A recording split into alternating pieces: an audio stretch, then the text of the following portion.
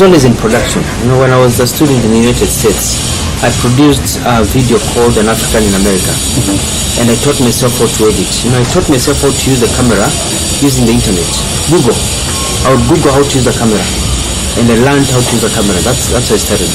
When I went to Australia, because now I studied on a camera using and everything, because I was a traditionally a print journalist.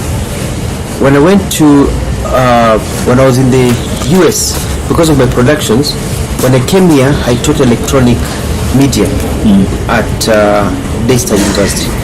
When I went to Australia, I continued teaching, so I had to enhance myself.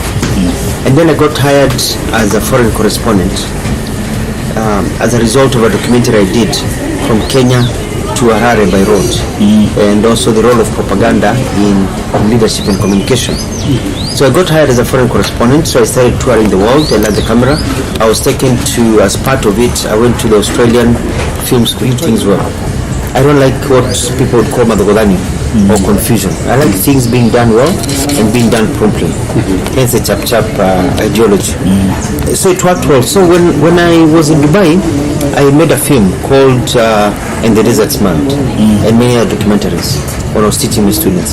So when I came back home, I revived a company I had registered when I was 19, called Golden Dreams Company.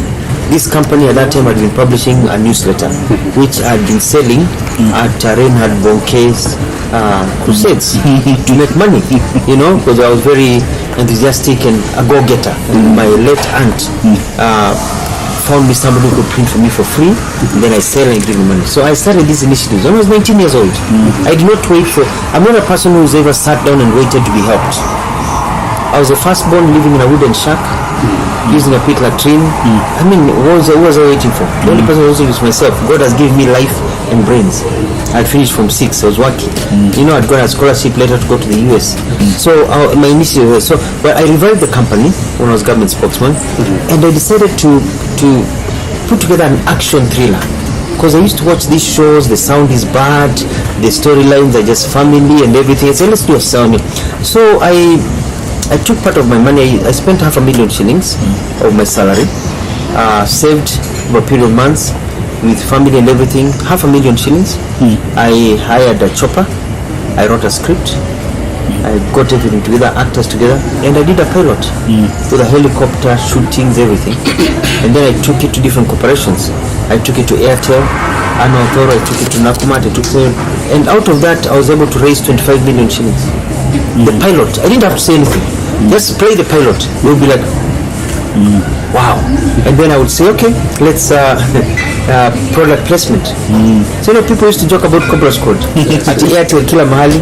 Bila anasema tu, bila angalia Airtel unajua ni 5 million. Yes. Yeah, that's 5 million that I have that you don't have. It became a subject of ridicule also. Yeah, it became a subject of ridicule. Some calling you Jamaa Sarakas. Yes. But you see, but you see I made money because I made 25 million shillings. Some expense I made moment. I bought my first house in Nairobi. I paid for money from Cobra Squad. So wacha watu waongea wa kuridicule. You are the one laughing all the way to the bank. Wanaacho na empty pockets na ridicule. So you have to, that taught me something. Then I also produced a magazine called Passion Magazine. And then I also had a show called How to Be Rich in Africa, based on my book. I wrote a book, How to Be Rich in Africa and Other Secrets of Survival. Yes. It sold out within a month. And I never printed 10,000 copies. They went poof like this. So I'm doing a rewrite of the book, and I'm going to release it. How to Be Rich in Africa and Other Secrets of Survival. It's about my story, where I've been, and what else. Okay. So I went into production, but I went into production to make money. It's a passion, but you make money. Yeah, you don't do these things just to be safe. You make money because there's money in entertainment. Should we expect more such productions from you? Yes. I think this one here, I want to do.